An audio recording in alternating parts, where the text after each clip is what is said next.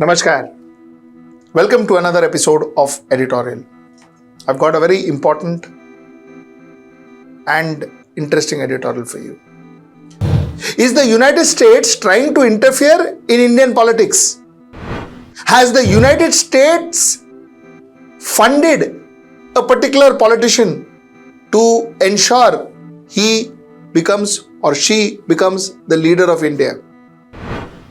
Is United States funding Indian politicians? This is the question we asked tonight. Let's get right into the show. Now, Trump had made this statement on the 20th of February 2025. Just hear it. $486 million to the Consortium for Elections and Political Process Strengthening, including $22 million for inclusive, participatory political process in Moldova, and $21 million for voter turnout in India. What do we need to spend $21 million for voter turnout in India? Wow, $21 million. I guess they were trying to get somebody else elected. Wow, we ought to tell the Indian government. What is most important about this statement is that he says, I guess they were trying to get somebody else elected. We have got to tell the Indian government. They were trying to get somebody else elected. Let's understand this statement very clearly. What he was talking about is that the USAID spent $21 million to promote voter turnout in India, and Trump says this possibly could be to promote another leader. Someone else means the person who is not there currently, which is a new leader. So then the serious question is United States actually interfering in Indian politics? Is United States actually funding Indian politicians / political parties? Is that factually correct? Before we get into all this, let us understand as to what is USAID and what do they stand for. USAID is a program, is an organization that works for humanitarian development across the globe, and they work on behalf of the government of United States. Now, there are close to 10,000 employees that USAID has, and close to 2/3 out of that 10,000 employees work outside of United States. That being said, USAID doesn't work directly. What they do is they contract people to do work. So the organizations, the NGOs that work in a particular country, USAID funds those particular organizations and work through them for humanitarian and social development of the world. Now, ये सब ठीक है. Why did USA give 21 million to India? Why fund Indian elections? As part of the humanitarian service, USAID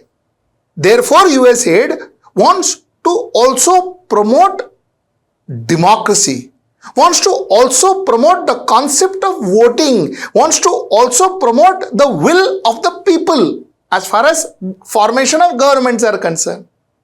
So, on the fundamental fact that they promote democracy, they fund the Consortium for Election and Political Process Strengthening, an organization founded in 1995 and funded, like I told you, it is funded by USAID. What? The Consortium for Election and Political Processes Strengthening. Now, if you remember, I told you they've got 10,000 employees in USAID, but most of them, most of the projects that they undertake through other organizations. And as far as strengthening of democracy, strengthening of political processes is concerned, they do this through this consortium, which was which was founded in 1995. Now, CEPPS, which is Consortium for Election and Political Process Strengthening, is a not-for-profit organization that pools the expertise of three different international organizations: the National Democratic Institute, the International Republican Institute, and the International Foundation for Electoral System. Like I told you, it aims to support election and political transition globally. They promote elections so that if there is election, there is democracy. So, roughly you got the whole system. USAID funded this Consortium for Election and Political Process Strengthening organization, and they have three different organizations under them, and that is the organization that claims to have funded $21 million to India for voter turnout. Now, according to a lot of reports, an MOU with Election Commission of India was signed with the United States for the money. Now, this was signed in 2012. Now, the election commissioner, chief election commissioner of CEC was Mr. S.Y. Qureshi in 2012, and S.Y. Qureshi immediately, that is on the 16th of February itself, Mr. S.Y. Qureshi completely rejected this concept of taking any money from US. Let me take you through the tweets of Mr. S.Y. Qureshi, Dr. S.Y. Qureshi. My apologies. The report in a section of media about MOU by ECI in 2012, when I, that is Mr. S.Y. Qureshi, was the Chief Election Commissioner, for funding of certain $1 million by a US agency for raising voter turnout in India does not have an iota of fact. So, S.Y. Qureshi is absolutely rejecting what Dodge said and what the President of United States says. He is absolutely denying that. He says, yes, there was a MOU with IFES. Now, IFES stands for the International Foundation of Electoral Systems.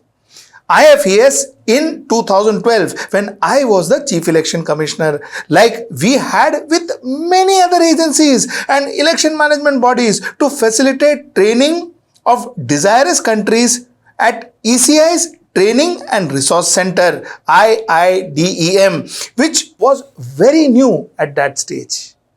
He says, we had signed with many bodies, including IFES. We didn't sign with USAID. We signed with IFES. He went on to say that there is no financing or even promise of finance involved in MOU. Forget XY amount. The MOU in fact made it clear in black and white that there would be no financial and legal obligation of any kind from any side. Very clear, he says. वो sign हुआ, वो सब ठीक है, लेकिन there was not a rupee of money exchange. ना लेना ना देना. There is no money exchange. He went on to say that the stipulation was made at two different places to leave no scope for any ambiguity. Any mention of any funds in connection with this MOU is completely false and malicious. He says, एक जगह पे नहीं, two places we were made it very clear that boss, there is no money. There is no money involved. Acha. Now, S.Y. Qureshi says, nothing to do with US. Nothing to do with USAID. ये कैसा पैसा? Acha, now another thing is this IFES that Mr. F.I. Qureshi mentions. If you go to IFES website now, you will find that IFES website states that our public bilateral funders are USAID and United States and Australia Aid.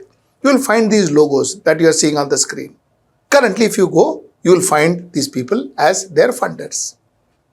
But then it doesn't matter, because what Mr. Qureshi says that the Election Commission of India, when he was the Chief Election Commissioner, had signed an MOU, no doubt, but the MOU had no mention or no scope of taking or giving money. So the question of somebody funding the election just doesn't arise. Now, this is where Mr. Qureshi's statement stands. Now, let us go to the Prime Minister's statement. The Prime Minister, as early as May 2024, had made a very important statement. The Prime Minister said that foreign powers are making an attempt to influence India's election, but are doomed to fail. I can see that there is an attempt by some in the world to influence our elections. They are not giving their opinion, but they are trying to influence our polls. But they will not be successful. People of India will not get influenced. The Prime Minister has spoken about foreign hand, foreign influencer in May of 2024. Now the story gets more interesting. The Congress, on the other hand, says that, listen, USAID is very much in the news these days. This is what Jairam Ramesh tweeted.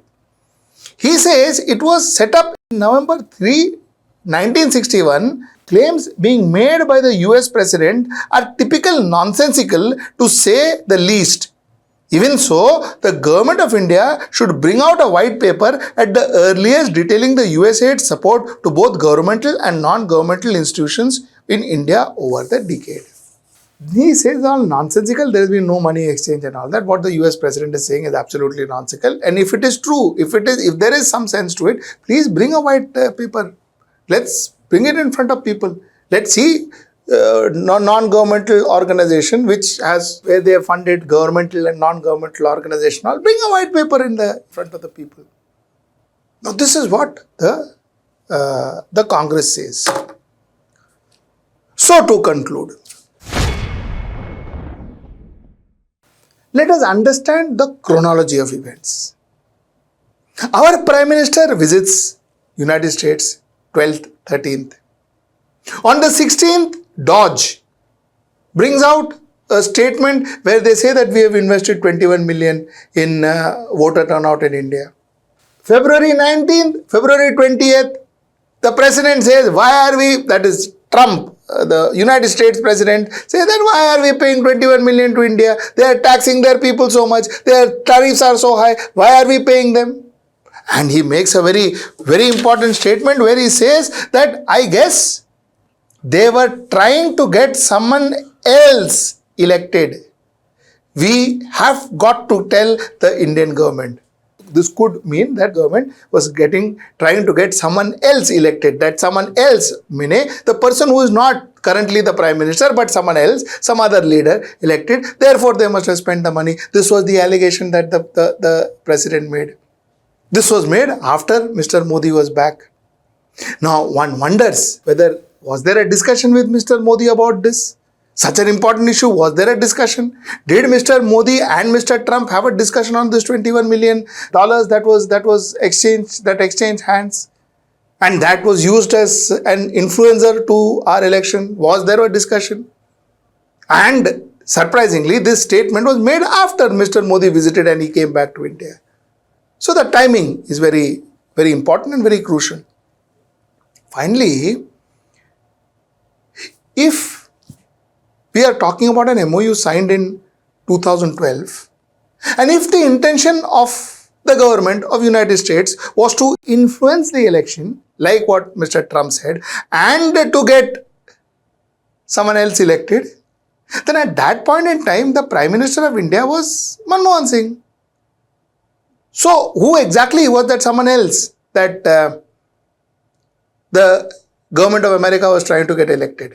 Was it in 2012, the UPA government, or was it in 2024, the NDA government, the current Prime Minister, the Prime Minister of India, then Mr. Narendra Modi, who is still the Prime Minister of India? Who are they trying to kind of replace? Who are they trying to get elected?